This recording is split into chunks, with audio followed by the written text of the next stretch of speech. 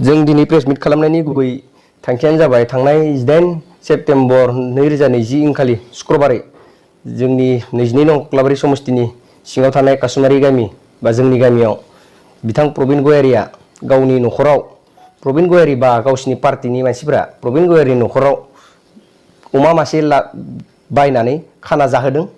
जोंनि गावसिनि बीपीएफ नखरनि मावथि हानजाफोर बा बीपीएफ गावसिनि नखरनि थाखानाय सुबुंफोरनो बिसोर खाना जादों जयै। खाना जाखांनानै मा जाखो? खाना जाखांनायनि उनाव बिथांमोना मा खालामखो? जयै मोनसे फट' धीरेन बिथांजों फट' साफायनानै मा बुंखो ससियेल मिडियायाव जे कासुमारि गामियालायनो गासैबो इउपिपिएलखौ नागारनानै बीपीएफआव जयेन जाबाय। बे बाथ्रायाथ' नंखाय। बे बाथ्राया बोरै बीपीएफ कासुमारि गामिया बोरै इउपिपिएलखौ गारना बीपीएफआव 100% जयेन जानो हाखो? बे बाथ्राखौ बुंनाया बिसोर ससियेल मिडियायाव जोंनि गामिखौ फोसावनाया जोबोद गोरोन्थि जादों। मानोना दिनैनि दिनाव कासुमारियाव ओरैनो कासुमारियाव 80 गिरि नखर दं। बे 80 गिरिनिनो 85%आनो दिनै इउपिपिएल जोंनि कासुमारि गामियाव। अब्ला 15%आल' बीपीएफ बिसोर गामियाव जोंनि गामियाव बीपीएफ 15%आ बीपीएफआवनो बिसोरो गासै गथ' गथाय हौवा हिन्जाव ज' खाना जानानै मोनसे फट' साफायदों, ग्रुप फट'। बे ग्रुप फट' साफायनायाव बिसोरो नांगोलनि फ्लेग लानानै बा बीपीएफ पार्टीनि फ्लेगखौ लानानै बिसोरो फट'खौ साफायनानै फेसबुक पेजाव होबाय जे बुंबाय बेयाव कासुमारि गामि गंसेयैनो इउपिपिएलखौ गारना बीपीएफआव जयेन जाबाय।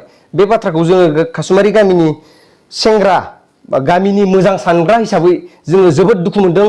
बिथां प्रबिन गयारिनि न'आव जानानै न'आव खाना जानानै गामिखौ बेबायदि बानसावनायखौ जोङो जोबोद दुखु मोनदों आरो जोङो रागाबो जोंदों। जाहाथे बेबायदि प्रबिन गयारिया गावनिनो जायगायाव मानो बेबायदि गावनि गामिखौनो माबायदि नंखायै गाज्रि रावजों बानसावखो बेखौ जोङो अलप रागा जोंदों आरो लाजिनाय मोनदों जि नंखाय गावसिनि थाखानाय बीपीएफ पार्टीनि नखरफोरखौनो बिसोरो गोदान जयेन जादों होननानै फेसबुकाव जयेन होनायखौ जों लाजिनाय मोनदों आरो कासुमारि गामिनि जानानै जों बिथां प्रबिन गयारिखौ बुंनो सानो जे जोंनि गामिखौ लानानै बेबायदि राजनिति गेलेनाङा।